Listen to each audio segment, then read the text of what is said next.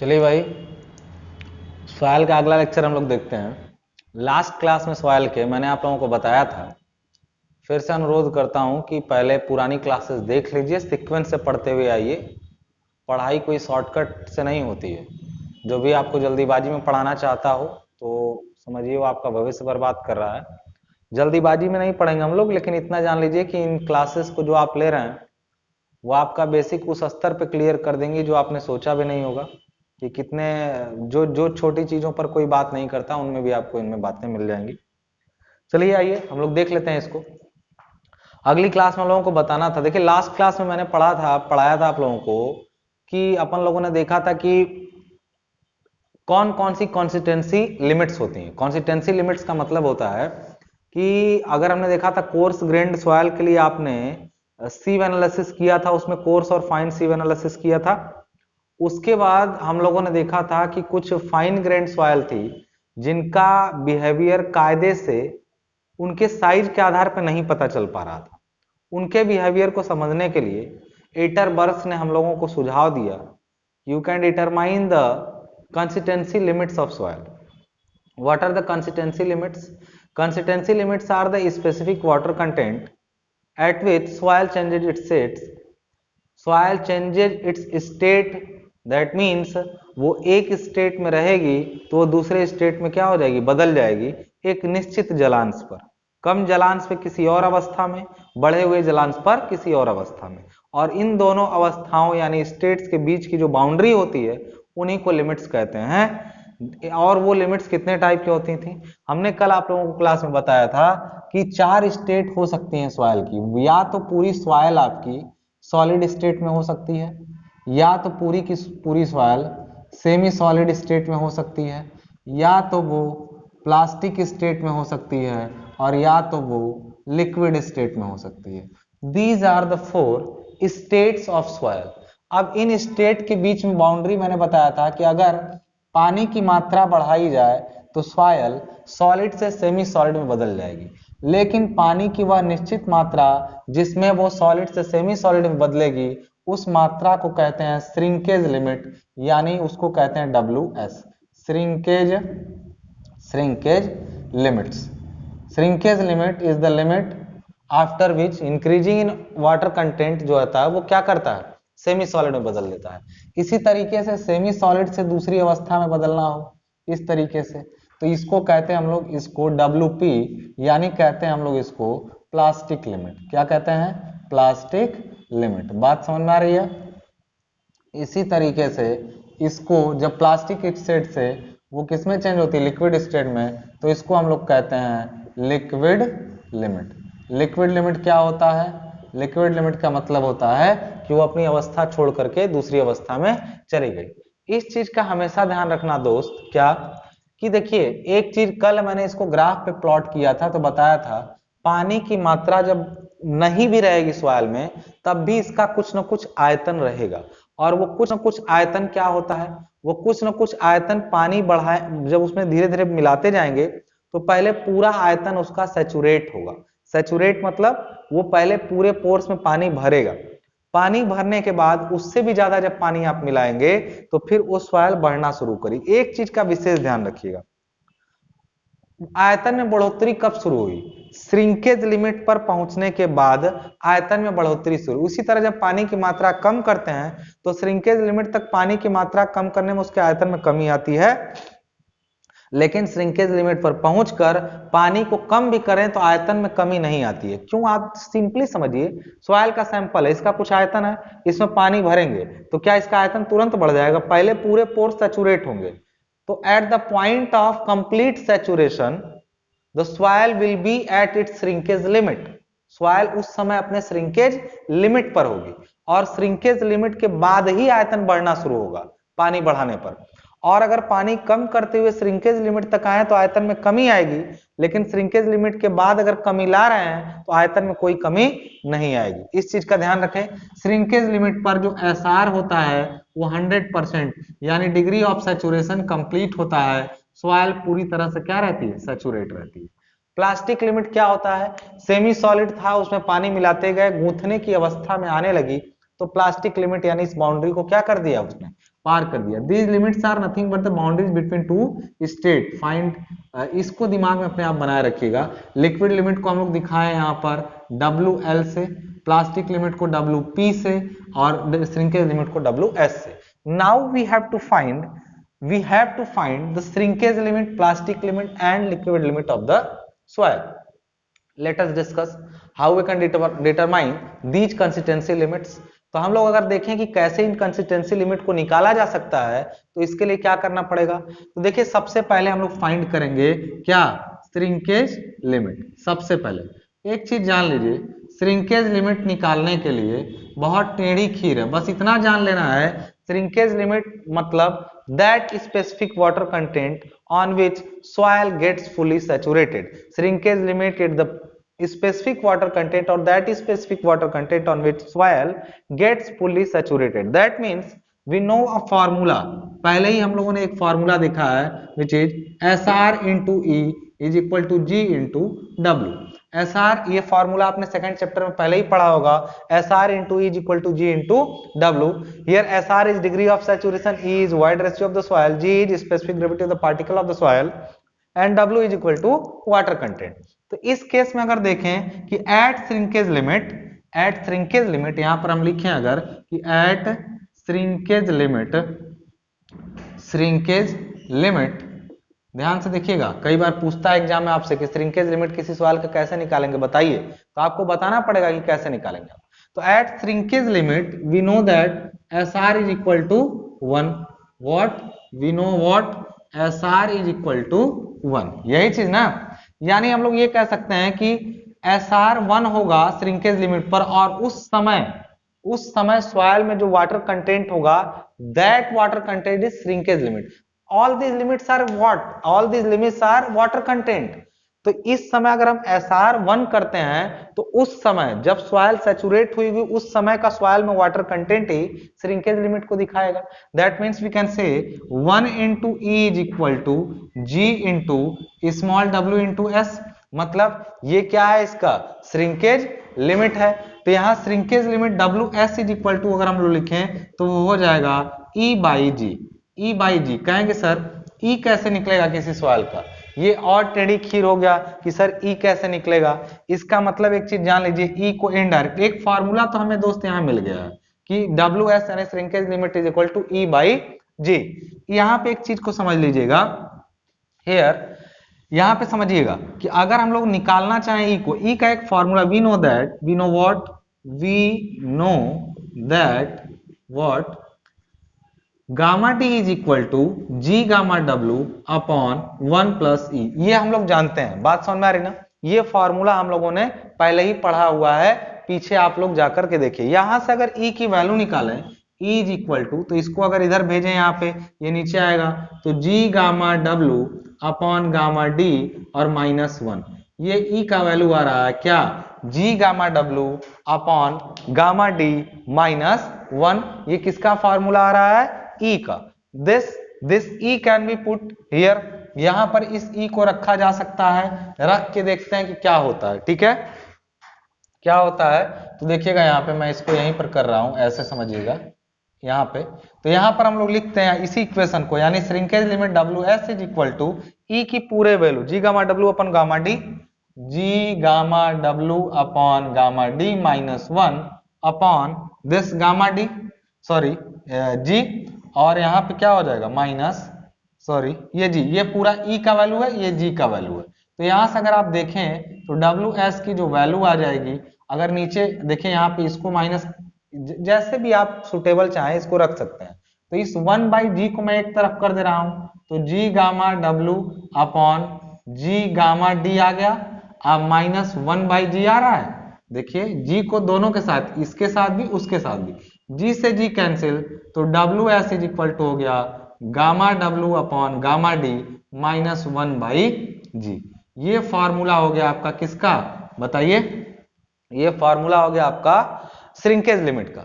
तो shrinkage limit का ये फॉर्मूला जो आपका आया कि gamma W upon gamma D और 1 माइनस जी, इसमें इस gamma W upon gamma D को हम लोग, अच्छा देखिए यहीं से आ जाएगा कैसे, श्रिंकेज लिमिट आप कैसे निकालें किसी से, और एक पानी का आपको यूनिट वेट मालूम है, उस सॉइल का ड्राई यूनिट वेट मालूम है ना, ड्राई यूनिट वेट क्या होता है, सूखी हुई अवस्था में सॉइल का यूनिट वेट मतलब सुखा लीजिए उसका वेट अपॉन टोटल वॉल्यूम करिए, गामा डी आ जाएगा, और 1 बाई पार्टिकल का स्पेसिफिक ग्रेविटी ये मालूम रहेगा, निकाल लेंगे आप, यहां से श्रिंकेज लिमिट आपका निकल जाएगा।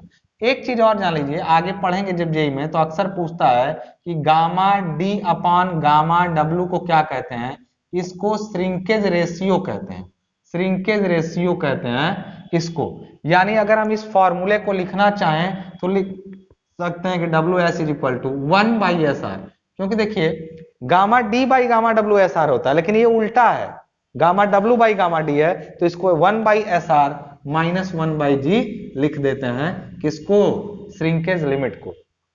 किसी सॉइल की श्रिंकेज लिमिट निकालने का यही एक इनडायरेक्ट तरीका है। तो कहेंगे सर आपने श्रिंकेज लिमिट निकालने का तरीका बता दिया कि किसी सॉइल का कैसे निकलेगा, उसके लिए आपको ड्राई यूनिट वेट और उसके लिए पानी का वाटर कंटेंट और स्पेसिफिक ग्रेविटी चाहिए पार्टिकल्स की।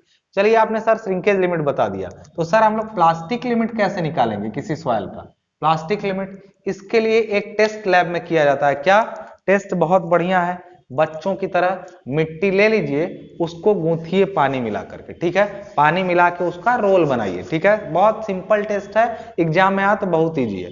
How to determine plastic limit of a soil, तो प्लास्टिक लिमिट वो पानी की मात्रा होती है, पानी की वह निश्चित मात्रा जिसको सॉइल में मिला के उसका रोल बनाने पर 3 mm मोटाई का, 3 mm समझ रहे हैं ना, काफी कम हुआ, 3 mm का, 3 mm मोटाई का धागा यानी थ्रेड तो बन जाए, लेकिन उससे पतला करने पर वो टूट जाए। मतलब पानी मिला के सॉइल में उसको रोल करना स्टार्ट करें, जब 3 mm का धागा बन जाए तो उससे पतला करने पर वो टूट जाए। अब इसके कैसे होगा, कम पानी मिलाएंगे तो 3 mm क्या 5 mm का बनाएंगे तभी टूटने लगेगा, कम पानी मिलाएंगे तो टूटने लगेगा, थोड़ा और पानी मिलाइए, इतना पानी मिलाइए कि 3 mm तक न टूटे, इतना पानी मिलाइए कि 3 mm तक न टूटे और उससे ज्यादा पतला करने पर टूट जाए। तो एक निश्चित पानी की मात्रा पे ही ऐसा होगा, क्योंकि अगर पानी की मात्रा कम करेंगे तो पहले ही टूट जाएगा और ज्यादा करेंगे तो उससे भी पतला हो जाएगा। यानी पानी की वह निश्चित मात्रा जिसको मिलाकर सॉइल का रोल बनाने पर 3 mm के रोल तक तो वो न टूटे, लेकिन उसके बाद वो टूट जाए, वह निश्चित मात्रा ही उस सॉइल की प्लास्टिक लिमिट कहलाती है। अब हर सॉइल के लिए अलग अलग पानी की मात्राओं पे ऐसा होगा, कोई सॉइल कम ही पानी पर ऐसा कर देगी कि वो 3 mm का धागा बना दे, कोई सॉइल ज्यादा पानी मिलाने पर करेगी। इसी आधार पे हर सॉइल का प्लास्टिक लिमिट अलग अलग होगा। प्लास्टिक लिमिट्स मतलब वो जलांश की मात्रा ही होगी जो अलग अलग होगी हर सॉइल के लिए, जिस पर वह 3 mm के धागे में कन्वर्ट हो जाए और या फिर न हो। बात समझ में आ गई, चीजें क्लियर आप लोगों को समझ में आ गया होगा तो बीच बीच में कहता रहता हूं दोस्त, वीडियो को शेयर करो, अपने दोस्तों तक भेजो, ये ऐसे टॉपिक्स में कवर करूंगा, विश्वास रखिए बहुत जबरदस्त तरीके से आपका सिलेबस आपको समझ में आएगा कि what exactly engineering is. Otherwise फिर आप जैसा आपका सपोर्ट रहेगा वैसा इधर से रिस्पॉन्स निकलता है, और जो मैं आपका मैसेज या फोन जितने लोग मुझे कर रहे हैं भैया सबका रिप्लाई तो नहीं दे पाऊंगा। मैटर ये है कि आपको मैंने रास्ता बताया है कि जब कोई काम हो तभी मैसेज करिए, और वो भी टेलीग्राम चैनल है, इंफॉर्मेशन चाहिए तो टेलीग्राम चैनल में जाइए, एक बार चैनल को विजिट करिए, नीचे डिस्क्रिप्शन बॉक्स में टेलीग्राम चैनल का लिंक आपको मिल जाएगा। बात सुने, बाकी एक चीज बहुत जरूरी सूचना यह है कि वीडियो को अपने दोस्तों तक पहुंचाने पर चेहरे पर जो है ना वो ग्लो बना रहता है, और जो है आपकी पर्सनालिटी अच्छी हो जाती है। आप करके देखिए, अच्छा लगेगा अंदर से, ठीक है। आगे देखते हैं कि चलिए भाई आपने ये भी निकाल लिया कैसे, तो इसके लिए धागा बनाने के लिए पानी की अलग अलग मात्राएं मिलाएंगे, और जिस पानी की मात्रा पर वो रोल बन जाए, यहाँ इस पानी की मात्रा पर ये रोल बन गया, उस पानी की मात्रा को कैसे निकालेंगे, जाएंगे उस रोल जो मिट्टी से रोल बना है उस रोल को ओवन ड्राई करके उसमें जलांश की मात्रा निकाल लेंगे, और वही जलांश की मात्रा, जलांश कैसे निकालेंगे पीछे डिस्कशन हो चुका है, कि जलांश कैसे निकालेंगे। बस इतना देखना है कि इतने पानी की मात्रा पर उसमें रोल बन गया और इससे ज्यादा पानी मिलाने पे और पतला रोल हो जा रहा है, यानी पानी की वह निश्चित मात्रा जिस पर रोल बन जाए और उससे ज्यादा पानी मिलाने पर फिर और पतला बनने लगे, मतलब निश्चित एक स्पेसिफिक क्वांटिटी होगा वाटर का, और उसी वाटर कंटेंट को ही हम लोग प्लास्टिक लिमिट कहते हैं। चलिए ये भी खत्म और ये भी खत्म। अब बचता है लिक्विड लिमिट आपका, कि क्या लिक्विड लिमिट है, और इसको समझ लेंगे कि लिक्विड लिमिट क्या है। ठीक है, अब लिक्विड लिमिट जान लीजिए क्या होता है। इसको इसकी कई परिभाषाएं हैं, ठीक है ना। लिक्विड लिमिट क्या कहेंगे कि लिक्विड लिमिट पानी की वह मात्रा है जिस पे सॉयल की शियर स्ट्रेंथ 0 हो जाए या सॉयल बहना शुरू कर दे। देखिए पानी सॉयल में इतना मिलाइए जिस पर वो बहना शुरू कर दे, फ्लो करना शुरू कर दे, तो वो पानी की मात्रा को हम लोग लिक्विड लिमिट कहते हैं। पानी की वह मात्रा जिसको मिलाने पर धीरे धीरे सॉयल अभी प्लास्टिक स्टेट में है और ज्यादा मिलाने पर वो फ्लो करने लगे। कोई भी चीज जब फ्लो करने लगती है तो जानते हैं उसकी शियर स्ट्रेंथ खत्म हो जाती है, उसके अंदर शियर स्ट्रेंथ रह ही नहीं जाएगी। शियर मतलब कर्तन सामर्थ्य, कर्तन सामर्थ्य की वजह से ही सॉयल रुकी हुई है। अगर कर्तन सामर्थ्य उसकी खत्म होगी तो वो फ्लो करना स्टार्ट कर देगी। आई होप चीजें समझ में आ रही होंगी। तो लिक्विड लिमिट क्या होता है? Liquid limit is the specific water content on which soil lost its shear strength completely और ऑलमोस्ट। कह सकते हैं कि सॉयल अपनी लगभग शियर सामर्थ्य खत्म कर देती है उस पानी की मात्रा पर जिसको हम लोग कहते हैं क्या? Liquid limit. इसको निकालने के लिए क्या तरीका बताया गया? एक कैसा ग्रांडे साहब थे, कैसा ग्रांडे साहब ने क्या किया, उन्होंने कहा लिक्विड लिमिट निकालने के लिए, लिक्विड लिमिट निकालने के लिए कि कैसे ऐसा निकाला जाए कि शियर स्ट्रेंथ खत्म हो जाए। तो अब कह तो दिया लेकिन कैसे निकलेगी वो पानी की मात्रा, उसके लिए ना लिक्विड लिमिट टेस्ट, उसके लिए लिक्विड लिमिट का प्लास्टिक लिमिट के लिए आपने 3 mm थ्रेड बनाया। इसके लिए तो देखिए इनडायरेक्ट तरीका अपनाया। इसके लिए आपने क्या किया, जो ये प्लास्टिक लिमिट था इसके लिए आपने 3 mm थ्रेड बनाया, ठीक है ना, थ्रेड बनाया। इसके लिए लिक्विड लिमिट टेस्ट या इसी को कहते हैं हम लोग कैसा ग्रांडे टेस्ट। कैसा ग्रांडे एक साइंटिस्ट थे या इंजीनियर थे, उन्होंने ये टेस्ट बनाया था, इसीलिए इसको कहते हैं कैसा ग्रांडे टेस्ट। कैसा ग्रांडे ने उस मशीन का नाम भी अपने नाम पे रखा जिनसे ये टेस्ट करना था। कैसा ग्रांडे टेस्ट के लिए कैसा ग्रांडे ऑपरेटर्स का यूज किया जाता है। मशीन क्या कहती है, लैब में जाके देखेंगे, एक समझिए ना, एक ऐसे प्लेटफॉर्म रहता, प्लेटफॉर्म मतलब समझिएगा ये ऐसे प्लेटफॉर्म है, इसके साथ में एक सिलाई मशीन के हैंडल जैसा यहाँ पे इसके साथ में देखिए एक ऑपरेटस ऐसे जुड़ा होता है, ठीक है, एक ऑपरेटस ऐसे जुड़ा होता है। एक सेकंड, ये समझिए इसके साथ ऐसे जुड़ा होता है।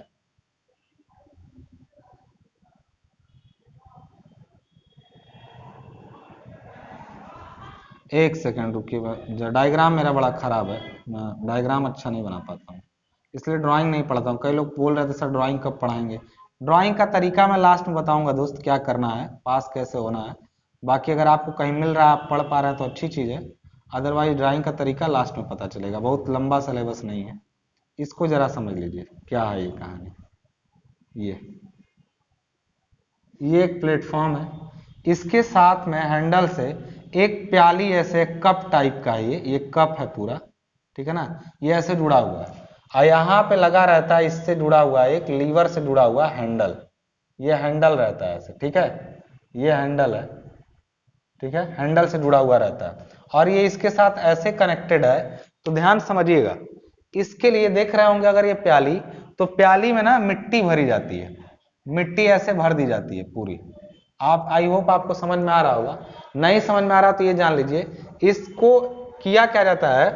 इसमें पहले सिस्टम समझिए, चीजें समझ में आएंगी। ये तो पूरा प्लेटफॉर्म है, समझिए कि ये एक वो है, ये नीचे जो है ना, इस प्याली के नीचे जो है ये शेडेड दिख रहा है, वो रबर का हार्ड पैड है, रबर पैड है, रबर पैड है। ये जो है वो एक कप है, कप मतलब समझते हैं प्याली टाइप से कप है, और यहाँ पे लगा है एक हैंडल, हैंडल लगा है।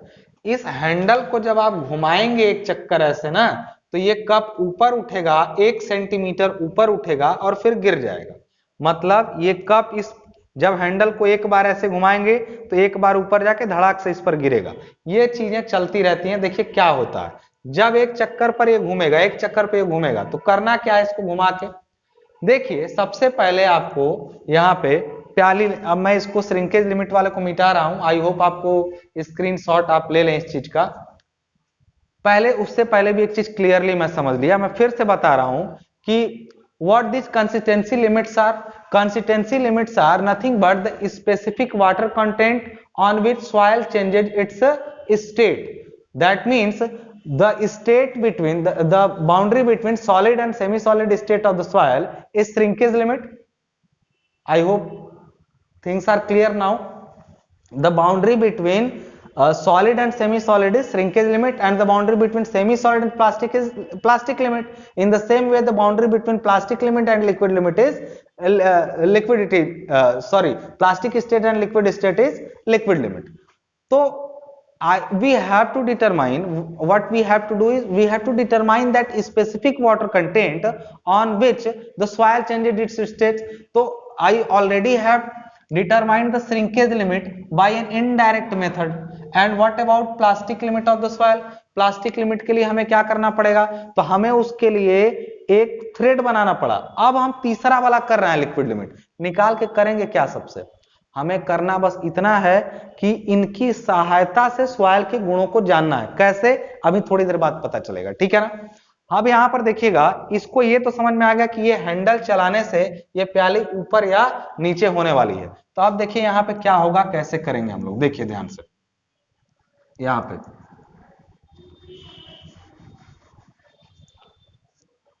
देखिए, जब ये प्याली ऐसे रहेगी ना, ऐसे बड़ी से मैं बना ले रहा हूं ये प्याली, तो इसमें मिट्टी में कुछ पानी मिला के पूरा मिट्टी ऐसे भर देंगे। पूरी मिट्टी ऐसे इसमें भरी हुई है, ठीक है। और मिट्टी कैसे भरी हुई है, ऐसे पूरी मिट्टी भरी हुई है। भरने के बाद ना एक चाकू आता है जिसको बोलते हैं एएसटीएम टूल या एएसटीएम नाइफ, ठीक है ना। एएसटीएम का एक टूल आता है। एएसटीएम टूल से इसके अंदर मिट्टी डाल के इसको खुरच के ऐसे निकालेंगे।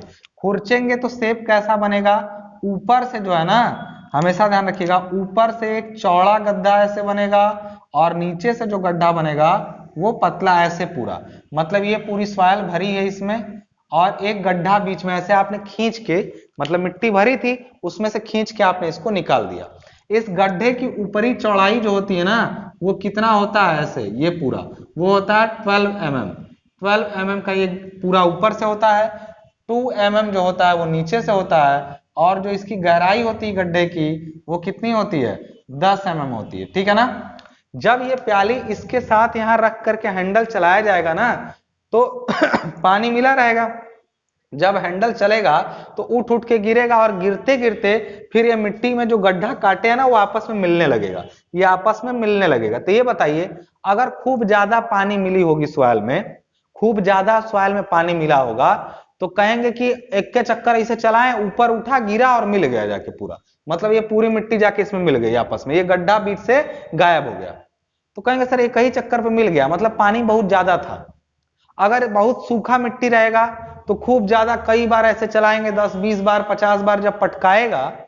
आपको इस हैंडल को किस रेट से घुमाना है मालूम है, 2 साइकिल पर मिनट की रेट से। हैंडल जो होगा वो 2 साइकिल पर मिनट की रेट से क्या हो जाएगा, ये क्या रहेगा, चलता रहेगा। 2 साइकिल पर मिनट की रेट से चलता रहेगा। जब हैंडल को आप घुमाएंगे तो एग्जैक्टली ये, अब ध्यान समझिएगा, पानी की निश्चित मात्रा पे ऐसा होगा कि ठीक 25 नंबर ऑफ ब्लोच पर, ठीक 25 नंबर ऑफ ब्लोच पर यह गड्ढा भरेगा। मतलब पानी की वह निश्चित मात्रा जिस पर पानी की वह निश्चित मात्रा जिस पर एएसटीएम टूल से बना हुआ 12 mm का खांचा ठीक 25 आघातों में यानी ब्लोज में भर जाए। तो ऐसा कैसे होगा, अगर पानी काफी कम डाले हैं तो पता चला जोर लगा रहे हैं 30 बार लगाना पड़ा, लेकिन अगर पानी ज्यादा कर दिए तो पता चला जैसे ही किए 20 बार हो गया। तो ये 25 कैसे मिलेगा कि इतना पानी मिलाएंगे ठीक 25 पे ही जाके भर जाए, तो वो तो हो नहीं पाएगा, प्रैक्टिकली पॉसिबल नहीं होता है।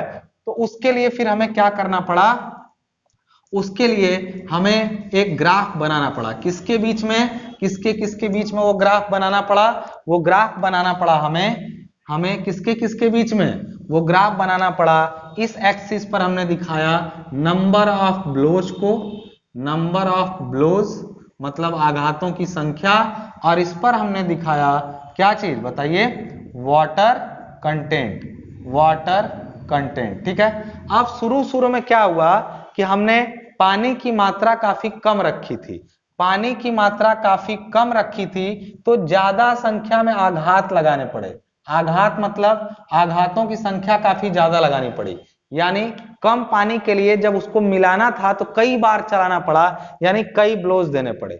और जैसे जैसे पानी की मात्रा हम उसमें ज्यादा मिलाते गए तो कम ही चक्करों में, यानी ये कर्व कुछ इस टाइप से गया, ऐसे। क्यों ऐसे गया, इस टाइप से क्यों गया, देखा हमने कि शुरुआत में जहां पे वाटर कंटेंट काफी हाई था वहां नंबर ऑफ ब्लोज काफी कम थे, और जहां पे वाटर कंटेंट काफी, देखिए वाटर कंटेंट वाई एक्सिस पे है, इधर की तरफ बढ़ रहा है, वाटर कंटेंट अगर काफी कम हो तो उसमें नंबर ऑफ ब्लोज जो होंगे वो काफी ज्यादा लगाने पड़े। एक चीज मान लीजिए कि यहाँ, इसको पहले ध्यान समझिए, नंबर ऑफ ब्लोज को ना एन से दिखाते हैं, ठीक है, और यहाँ वाटर कंटेंट को ऐसे में लिख दे रहा हूं, वाटर कंटेंट, इसको हम लोग स्मॉल w से दिखाते हैं। तो सपोज करिए यहाँ पे W1 वाटर कंटेंट पे नंबर ऑफ ब्लोज N1 है और W2 वाटर कंटेंट पर नंबर ऑफ ब्लोज N2 है। बात समझ में आ रही है भाई यहाँ पे। तो एक चीज बताइए, ये जो बना उस पर आप देखें कि N1 पर ये N2 N3 कई वैल्यू पर देखे आप, अलग अलग जलांश पर अलग अलग नंबर ऑफ ब्लोज आ रहे थे। तो आप अब देखिए, हमारा मान लीजिए सपोज हमने थोड़ा सा पानी कम था तो पता चला कि 30 या 40 चक्कर चलाना पड़ा, और जैसे थोड़ा सा पानी मिला के टेस्ट किए कि 25 पर मिला 20 हो गया। तो कुछ मत करिए, 20 वाले को ऊपर उसका वाटर कंटेंट, 30 वाले को उसका वाटर कंटेंट, सबको लेके जब मिलाएंगे तो एक लाइन पर आ जाएंगे। ठीक, लाइन पर आने के बाद सीधे यहाँ 25 वाला ढूंढिए, 25 वाला ढूंढिए, उसको ऊपर ले जाइए और उसके सामने का वाटर कंटेंट पढ़ लीजिए। यही वाटर कंटेंट आपका लिक्विड लिमिट को बताएगा। आप लिक्विड लिमिट डायरेक्ट तो नहीं निकल पाए, लेकिन कई रीडिंग से कर्व बना लिए। इस कर्व पर 25 नंबर ऑफ ब्लोज के ऊपर चले जाइए, कर्व के सामने चले आइए। यहाँ पे आप देखिए W1 W2 W3 जानते थे, WL नहीं मिल पा रहा था, मतलब वो पानी की मात्रा नहीं मिल पा रही थी जिस पर ठीक 25 आघातों पे ऐसा हुआ हो। तो इसको हमने ग्राफ बना के, बनने के बाद यहाँ 25 लिया, 25 वाले को ऊपर ले जाके मिलाया। ये वो वाटर कंटेंट है जो उस सॉइल की लिक्विड लिमिट को दर्शाएगा। चीजें समझ में आ रही होंगी, आई होप समझ में आ रहा होगा, क्लियर। तो एक चीज बताइए, यहां से जब ऊपर जाके मिले तो लिक्विड लिमिट आपको मिल गया। और एक चीज जान लीजिए, ये कर्व जो बनता है किसके किसके बीच में, नंबर ऑफ ब्लोज और वाटर कंटेंट के बीच में, इस कर्व को बोलते हैं हम लोग फ्लो कर्व। बात समझ में आ रही, इस कर्व को हम लोग क्या बोलते हैं, फ्लो कर्व।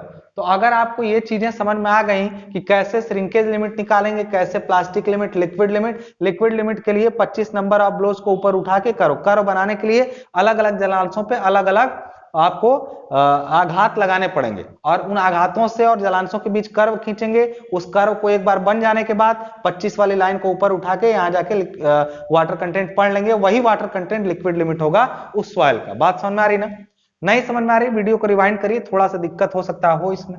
चलिए, इस कर्व को आपने नाम दिया फ्लो कर्व। एक चीज जान लीजिए, फ्लो कर्व जो होता है उसी की ढाल को, इस फ्लो कर्व के इस स्लोप को हम लोग क्या कहते हैं, इसको कहते हैं फ्लो इंडेक्स, यानी दिखाते हैं IF से। कई सारे इंडेक्सेस अब यहीं पर हम लोग पढ़ लेंगे क्या होते हैं इंडेक्सेस। इंडेक्सेस क्या क्या होते हैं, कई सारे। एक चीज हिंदी समझा दूं मैं आपको फिर से, इंडेक्स मतलब होता है सूचकांक। इंडेक्स मतलब हिंदी होता है सूचकांक, सूचक अंक, यानी एक अंक जो सूचना देने वाला है। किसके बारे में, कहेंगे कौन सा इंडेक्स है, फ्लो इंडेक्स, तो ये फ्लो के बारे में सूचना देगा। इसी तरह कंसिस्टेंसी इंडेक्स यानी सघनता सूचकांक, सघनता के बारे में सूचना देगा। जो इंडेक्स रहेगा वो उसी चीज के बारे में सूचना देगा। फ्लो इंडेक्स ये बताएगा कि इस सॉइल में फ्लो करने का गुण कितना ज्यादा है, जिसका फ्लो इंडेक्स ज्यादा है उसकी शियर स्ट्रेंथ काफी कम हो जाती है। बात समझ में आ रही है।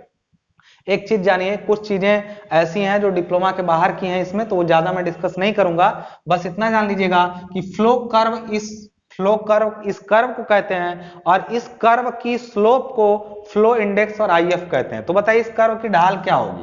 कहेंगे कि सर दिस, ये आर डिवाइडेड बाई ये, यही तो ढाल होगी। तो अगर लिखें यहाँ पे कि आई एफ फ्लो इंडेक्स, तो लिख सकते हैं W1 minus W2, W1 minus W2 upon लिख सकते हैं इधर से ये N2 minus N1, N2 minus N1। ये हमेशा ध्यान रखिएगा कि ये जो नीचे का कर्व होता है ना, जो नीचे नंबर ऑफ ब्लोज होते हैं, वो लॉग स्केल पर होते हैं। लॉग स्केल का यूज क्यों किया जाता है, ये मैंने पहले ही डिस्कशन आपको कर लिया था। तो यहां पर हम लोग लिख सकते हैं इसको, जब लॉग स्केल पर लिखेंगे तो लिख सकते हैं log N2 minus log N1। बात समझ में आ रही ना? ये होता है फ्लो इंडेक्स का फॉर्मूला। क्लियर है? फ्लो इंडेक्स क्या होता है? तो W1 minus W2 upon log N2 minus log N1। ये लॉग स्केल पर सारे नंबर ऑफ ब्लोज दिखाए जाते हैं। बात समझ में आ रही है? तो अगर आप ध्यान से देखें कि IF की वैल्यू अगर N2 और N1 मतलब N2 यानी ये 100 आघात ले लिया जाए, ये 10 आघात, तो अगर 100 और 10 आघातों पे देखा जाए ना वाटर कंटेंट का अंतर, तो वही फ्लो इंडेक्स को दिखाए। क्यों? क्योंकि जब अगर हम यहाँ पे लिखें चीजों को थोड़ा और, अच्छा ये मशीन वाला मैटर समझ में आ गया हो तो मैं मिटा दूं जरा इसको, क्या क्या ये है, या ऊपर ये समझ में आ गया तो इसी को मिटा देता हूं मैं। तीनों इंडेक्सेस आपको समझ में आ चुके हैं, अगर सॉरी लिमिट्स तीनों समझ में आ गई हैं क्या है, तो अगर इनको यहाँ पे ध्यान समझिएगा कि ये जो होते हैं IF जो होता है, IF उस वो अगर यहाँ पे लिखें कि इफ ये IF है फ्लो इंडेक्स, ये इफ दूसरा इफ N1 बराबर 10 ले लिया हमने 10 आघात यहाँ पे, और N2 बराबर क्या ले लिया हमने 100, तो आप बताइए जरा क्या होगा IF का वैल्यू? W1 माइनस W2, और इस ये log M minus log N को क्या लिखते हैं आप? log N बाई, ये याद है ना फॉर्मूला log के फॉर्म में, तो आप इसी को लिख सकते हैं क्या? W1 minus W2 upon log 100 by 10, इसका वैल्यू होता है 10, तो यानी IF का वैल्यू बताइए क्या हो जाएगा? log 10 का वैल्यू 1 होता है, यानी यहाँ W1 माइनस W2। यानी ये कह सकते हैं कि अगर आघातों की संख्या 100 और 10 क्रमशः ली जाए तो जो फ्लो कर्व का वैल्यू है ये हो जाएगा। बात समझ में आ रही ना? तो आपको एक इंडेक्स पता चला, देखिए तीनों लिमिट्स पता चल चुकी हैं, तो आपको उनसे जुड़ा हुआ एक इंडेक्स पता चल गया। बात समझ में आ रही है? एक इंडेक्स पता चल गया। अब देखिए कई सारे और इंडेक्स हैं दोस्त, तो हमेशा देखिएगा इंडेक्स क्या करते हैं और उनका क्या रोल होता है, वो सारी चीजें भी हम लोग यहाँ पे समझेंगे। क्लियरली देख लीजिए जरा चीजों को पहले क्या हो रहा है, क्लियरली देखिए यहाँ पे एक इंडेक्स आपने समझा फ्लो इंडेक्स, दूसरा आपको पढ़ना है यहाँ पे प्लास्टिसिटी इंडेक्स। प्लास्टिसिटी इंडेक्स, एक बात बताइए प्लास्टिसिटी इंडेक्स क्या होता है? उसको दिखाते हैं आई इंडेक्स पी, जैसे इसको फ्लो इंडेक्स को फ्लो इंडेक्स था, इसी तरह प्लास्टिसिटी इंडेक्स इसको कहते हैं कि plasticity index is the difference between liquid limit and plastic limit, यानी इसको दिखाते हैं WL माइनस WP से। इसको नाम ही दिया गया। कह रहे हैं सर ये कहां से आया? भाई जिन्होंने नाम दिया उन्होंने बताया कि WL माइनस WP को कहते हैं हम लोग प्लास्टिसिटी इंडेक्स। कैसे ये बताइए? प्लास्टिसिटी इंडेक्स क्या बताएगा? प्लास्टिसिटी इंडेक्स प्लास्टिसिटी के बारे में बताएगा। जो सॉइल जितनी देर तक प्लास्टिक स्टेट में रह सकती है उसका प्लास्टिसिटी इंडेक्स उतना ही हाई होगा। तो यहां से चीजें समझ में बताइए कि आपने देखा था कि कोई सॉइल में पानी मिलाएंगे तो प्लास्टिक लिमिट पर क्रॉस करेगी तो प्लास्टिक स्टेट में पहुंचेगी, और उसके बाद काफी देर तक प्लास्टिक स्टेट में रहेगी, फिर लिक्विड स्टेट में पहुंचेगी लिक्विड लिमिट को क्रॉस करके। तो जो लिक्विड लिमिट और प्लास्टिक लिमिट के बीच का स्टेट है वो प्लास्टिक स्टेट है। पीछे जाके वीडियो को देखिए, प्लास्टिक लिमिट को क्रॉस करके प्लास्टिक स्टेट में आई और उसके बाद लिक्विड स्टेट में जाएगी। वो बीच में कहां थी? WL से WP के बीच में कहां थी? प्लास्टिक स्टेट पे। तो जिसका WL काफी ज्यादा हो और WP काफी कम हो वो सॉइल देर तक प्लास्टिक स्टेट में रहने वाली है। यानी यहां से पता चल गया कि IP यानी प्लास्टिसिटी इंडेक्स जो होता है वो सॉइल की प्लास्टिसिटी, जिसका IP ज्यादा उसके अंदर प्लास्टिसिटी ज्यादा, उसको पानी मिला के गूंथना अच्छा है, उसका वो मुलायम होगी, वो छूने में जो होगा स्मूथ होगा, उसके अंदर क्लेई पार्टिकल्स ज्यादा होंगे, ये सारी चीजें ये बताता है। इसी तरीके से दूसरा इंडेक्स है shrinkage index. Shrinkage index, shrinkage index, shrinkage index को किससे दिखाएंगे? तो ये IS होगा। अब देखिए WL WP तीसरा WS था, तो ये होता है WP माइनस WS। बात समझ में आ गई। श्रिंकेज इंडेक्स क्या होगा, ये प्लास्टिसिटी की इंडेक्स हो WL माइनस WP है, इसी तरीके से जो श्रिंकेज इंडेक्स है वो WP माइनस WS है। जैसे जो प्लास्टिक स्टेट में ज्यादा देर रही वो प्लास्टिसिटी इंडेक्स हो गया, और जो सेमी सॉलिड स्टेट में ज्यादा देर तक रही उसको हम लोगों ने क्या कह दिया, श्रिंकेज इंडेक्स उसका। आपको पता चल गया प्लास्टिसिटी इंडेक्स, आपको पता चल गया श्रिंकेज इंडेक्स, सॉरी ये तीसरे नंबर पर हो गया, एक इंडेक्स तो फ्लो इंडेक्स आपको पता चला पहला नंबर पे। जो दूसरा चौथा नंबर पे होता है वो होता है आपका कंसिस्टेंसी इंडेक्स। कंसिस्टेंसी इंडेक्स, यहां पर ध्यान देने वाली बात क्या है, कंसिस्टेंसी इंडेक्स को किससे दिखाएंगे, IC से। इसका फॉर्मूला बोला गया WL minus W upon IP। IP क्या होता है, IP को हम लोग IP को बोल सकते हैं ना WL माइनस WP। एक चीज ध्यान रखिएगा, इसमें कौन क्या है, ये WL माइनस WN मतलब नेचुरल वाटर कंटेंट है, ठीक है ना। ये बताइए किसी सॉइल की लिक्विड लिमिट पता कर सकते हैं, हर सॉइल की लिक्विड लिमिट फिक्स होती है, तो लिक्विड लिमिट पता कर सकते हैं, प्लास्टिक लिमिट पता कर सकते हैं, और उसका नेचुरल वाटर कंटेंट भी पता कर सकते हैं। नेचुरल वाटर कंटेंट है ये, ठीक है ना। अच्छा, IC मतलब कंसिस्टेंसी इंडेक्स, IC जितना ज्यादा होगा उतना ही वो सॉइल सघन या गाढ़ी होगी, यानी जितना पानी जैसा होता जाएगा उतना ही उसकी कंसिस्टेंसी घटती जाएगी। यानी अगर कोई सॉइल नेचुरली अपने लिक्विड लिमिट पे है, सपोज करिए एक सॉइल है वो बहने वाली, उसमें इतना पानी कि बह जाएगा, तो इस समय उसका वाटर कंटेंट जो है वो लिक्विड लिमिट पे है, माने मान के चलते हैं लिक्विड लिमिट पे है, बहने वाली है बस, तो उसमें उसका नेचुरल वाटर कंटेंट WL हो जाएगा। WL WN की जगह देखिए ये सब तो फिक्स है सॉइल के, WL फिक्स है, WP फिक्स है, लेकिन WN is natural water content. फॉर्मूले में अगर WN की जगह हम ये रखें कि वो WL रख दें, WL यहां रख देंगे तो पूरा वैल्यू IC जीरो हो जाएगा। IC का जीरो होना दर्शाता है कि गाढ़ापन या कंसिस्टेंसी जीरो हो गई। कंसिस्टेंसी मतलब गाढ़ापन या सघनता होती है वो जीरो हो गई। इसी तरीके से IC गाढ़ेपन को बता रहा है, तो दूसरा पांचवा इंडेक्स जो आपका होता है fifth one is liquidity index.